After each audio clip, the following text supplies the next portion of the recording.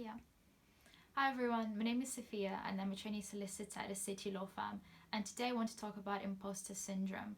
When you come from a disadvantaged background and you want to go to top university, or you have a dream job in mind and you work hard and you study hard and you get the grades, and finally that day comes and it's your first day at your dream university or your dream job and you're so excited to get started.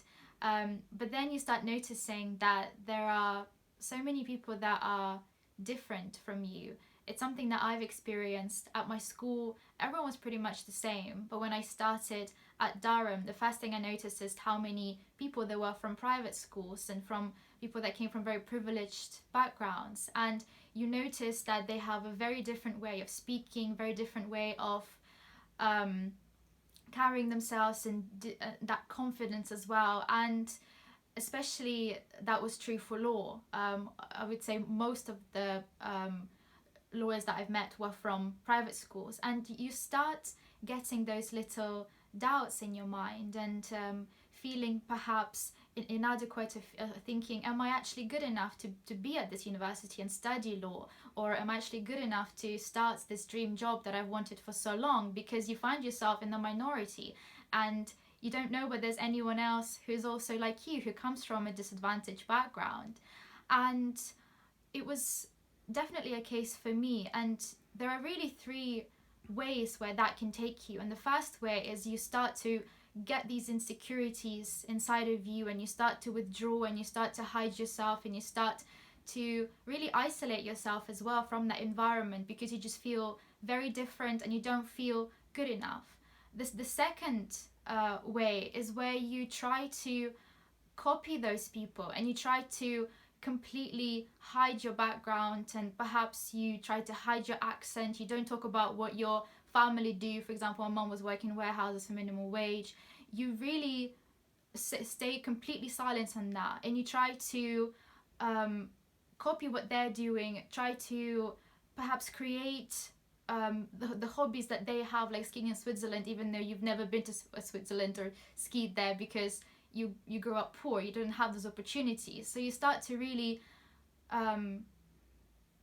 fake it in a way. And the third way is the way that I found, the way that worked for me, and it's really the hardest way out of these three options, is where you start to really embrace your background and you understand that you are different and you are in the minority, and you didn't have the opportunities growing up as some of the other students, but you see your background as a positive and as something that you should be proud of and not feel embarrassed or ashamed. And it's actually very difficult. I've never mentioned my background to anyone at Durham, and when I started to slowly accept my background and talk about it to people, I felt really emotional. I felt that it was something that I found really difficult to talk about because it's personal, and because I felt that no one else would be able to relate or understand me and perhaps judge me as well.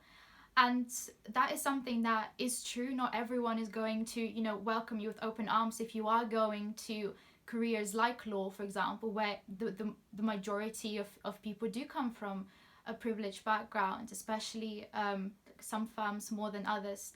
It depends. But what I found is that once you take those steps to accept yourself, to not try and fit in, to not try and create these hobbies just to join a small talk with the other people who work at your firm, just so you can build those relationships. Once you confidently talk about your background and you don't feel ashamed, you don't feel that you have to hide it, because people sense that as well. If you're not comfortable in your own skin and you're trying to build a relationship with someone, people can tell that there's something that's not quite comfortable with you. And people like to feel comfortable, they like to feel relaxed. And if there's these energy that you're giving out where you're just trying to completely lock yourself away from them, then it's really becomes really difficult to build those relationships. So what I started doing when I started my job is I thought of a project where I would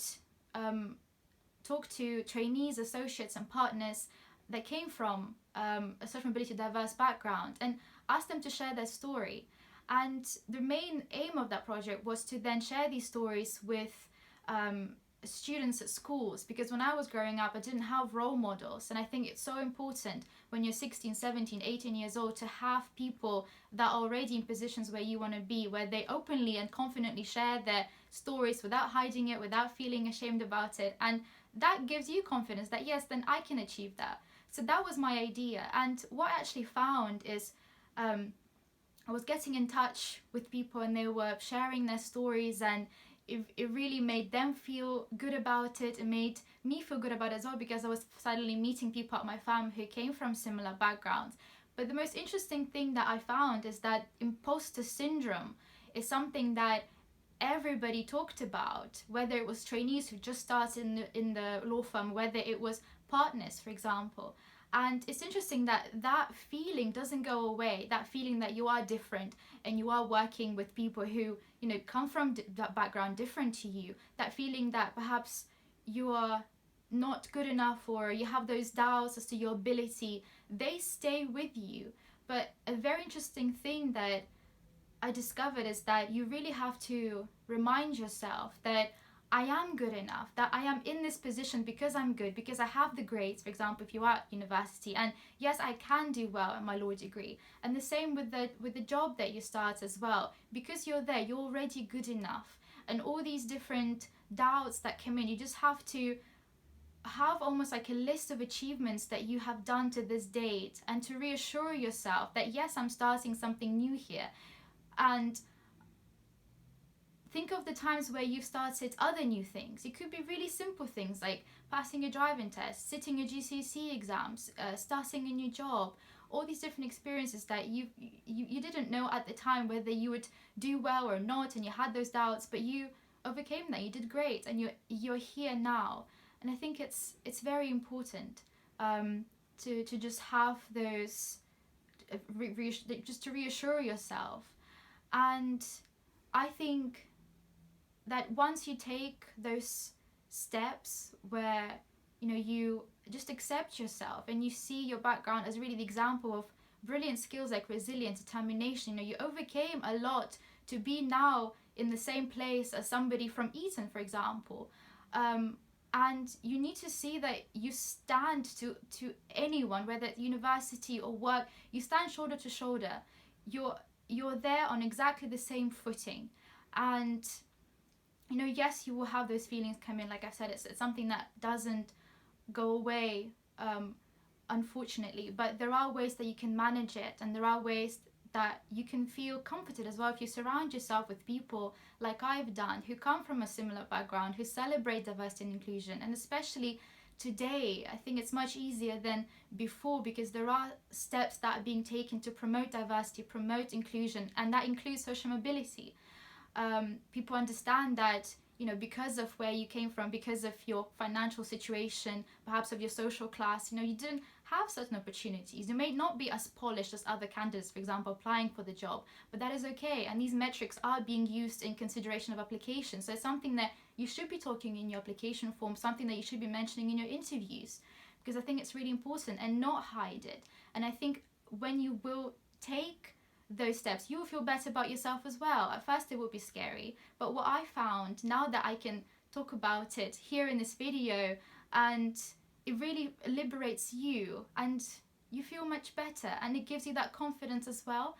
And once people start to, as well, kind of, you feel that acceptance, and people are completely fine with the things that you say. You know, yes, I was on free school meals.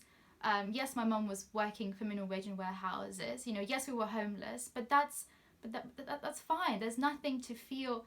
I don't feel ashamed about it anymore, and that's because I started to speaking out. So I hope that gives you a few tips that you can use. That just accept who you are. That's really number one step. Then, you know, talk about your background. Surround yourself with people who are like you, and that will happen once you start talking about it. Unfortunately, sometimes you do have to take the first step. And it will make you feel better, and you will get that confidence, and then that confidence will then help you to reassure yourself when you are starting something new. You're not sure whether you are good enough, because you are. So thank you very much for watching this video, and let me know if you have any thoughts or comments. So thank you.